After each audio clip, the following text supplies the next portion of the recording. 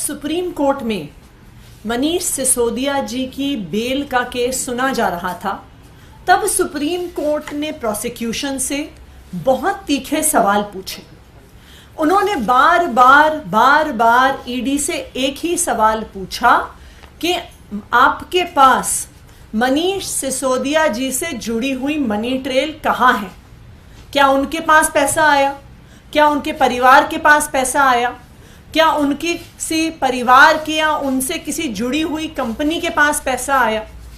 Supreme court ने बार बार पूछा कि अगर मनीष सिसोदिया के पास पैसा पहुंचता हुआ ईडी दिखा नहीं सकती है तो फिर मनी लॉन्ड्रिंग का सवाल कैसे पैदा होता है और पीएमएलए लगने का सवाल कैसे पैदा होता है?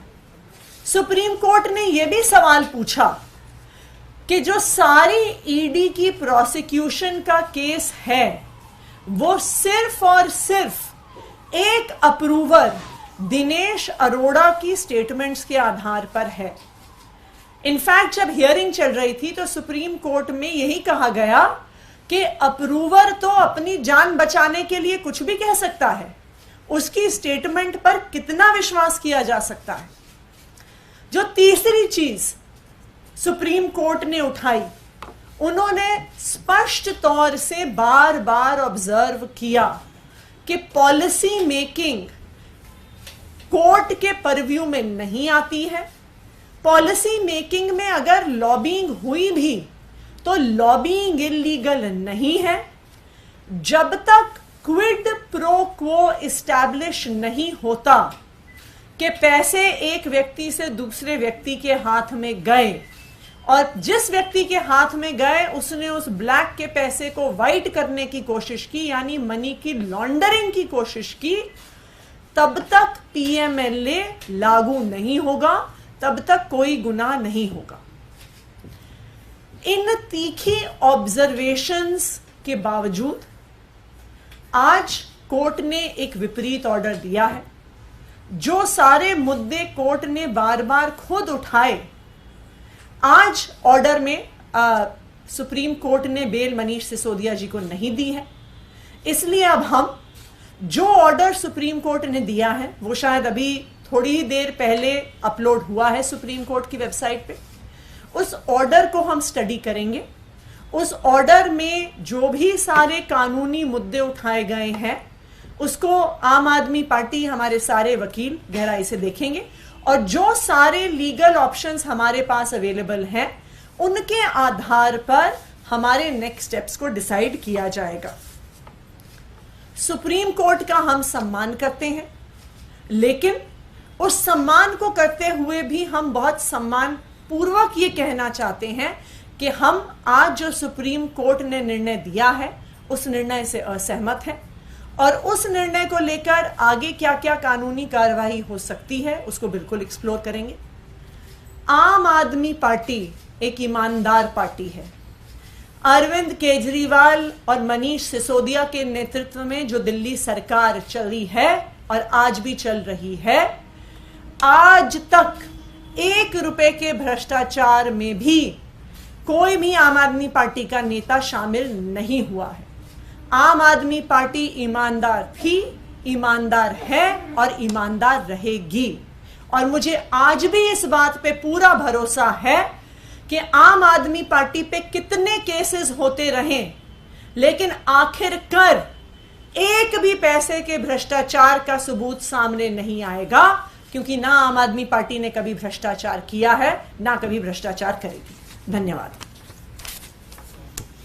मैम, लेकिन 338 करोड़ रुपए का एक नया आंकड़ा देखने को मिल रहा है। आर्गुमेंट के दौरान 338 करोड़ का कोई रेफरेंस नहीं था, लेकिन कहीं ना कहीं लग रहा है उसी आधार पे बेल रिजेक्ट हुआ। देखिए, ये 338 करोड़ क्या है, ये तो एक बार ऑर्डर आएगा तो उसको स्टडी करना पड़ेगा। लेकिन जो पॉइंट सुप्रीम कोर्ट ने खुद उठाया था कि ये पैसा मनीष सिसोदिया के पास पहुंचा या नहीं पहुंचा, क्या उनके पास पहुंचा, क्या उनके किसी परिवार के व्यक्ति के पास पहुंचा, या उनकी किसी परिवार से जुड़ी हुई किसी कंपनी के पास पहुंचा, ये सवाल, इस सवाल का जवाब तो आज भी वही है। क्योंकि ईडी के अपने आरोपों में भी मनीष सिसोदिया के पास कोई भी पैसा पहुंचते हुए वो नहीं दिखा रहे हैं। तो ये 338 का फिगर क्या है, ये सुप्रीम कोर्ट की बहस में नहीं आया था आज तक। और ये 338 करोड़ का मनीष सिसोदिया जी के साथ क्या लिंक है, इसको भी एक बारी ऑर्डर देख के समझना पड़ेगा। लेकिन जैसे मैंने कहा, आम आदमी पार्टी एक ईमानदार पार्टी है। चाहे कितने भी आरोप ईडी, सीबीआई, दिल्ली पुलिस लगा ले, कोई भी सबूत साबित नहीं होगा, क्योंकि आम आदमी पार्टी ने ना आज तक 1 रुपए का भ्रष्टाचार किया है, ना करेगी। लेकिन देखिए, ये जो पूरा मामला है, इसमें आप पर आरोप लग रहे हैं। बीजेपी के जो सांसद हैं, वरिष्ठ नेता हैं, वो ये कह रहे हैं कि अब आपके शीर्ष नेतृत्व यानी कि मुख्यमंत्री की ओर इशारा कर रहे हैं कि उनके भी जेल जाने की बात है। देखिए, भारतीय जनता पार्टी ये चाहती है कि कोई उनका विरोध ना करे। भारतीय जनता पार्टी ये चाहती है कि कोई उनके ऊपर सवाल ना उठाए। भारतीय जनता पार्टी ये चाहती है कि कोई उनके भ्रष्टाचार को उजागर ना करे। भारतीय जनता पार्टी ये चाहती है कि वो पिछले दरवाजों से चुनाव जीते, क्योंकि वो ईडी और सीबीआई का प्रयोग करते हुए अपने सभी विपक्षियों को खत्म कर दे।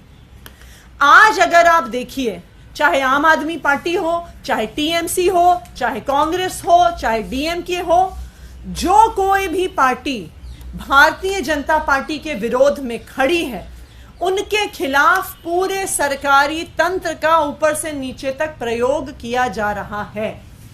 ये पूरा देश देख रहा है कि किस तरह से एजेंसीज का इस्तेमाल करके सभी विपक्ष की पार्टियों पे हमला करने की कोशिश की जा रही है। और अगर भारतीय जनता पार्टी के नेता ये आरोप लगा रहे हैं, ये ऐसी ही बात मीनाक्षी लेखी जी ने संसद में कही थी।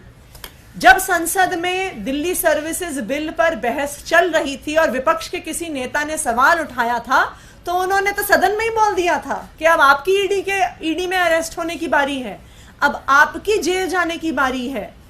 ये भारतीय जनता पार्टी के सत्ता का अहंकार है, लेकिन इस सत्ता के अहंकार का जवाब देश की जनता देगी। नमस्कार दोस्तों, बीसीआर न्यूज़ में आपका स्वागत है। मैं हूं आपका होस्ट एंड दोस्त अजय शास्त्री। उम्मीद है आपको ये हमारा वीडियो अच्छा लगा होगा, तो आप इसको शेयर कीजिए और लाइक कीजिए और साथ साथ हमारे चैनल को सब्सक्राइब भी कीजिए। जी हाँ, ऐसे ही नए वीडियो के साथ फिर आपके साथ हाजिर होंगे। तब तक के लिए आपसे अलविदा लेते हैं। भारत माता की जय, वंदे मातरम। जय हिंद दोस्तों।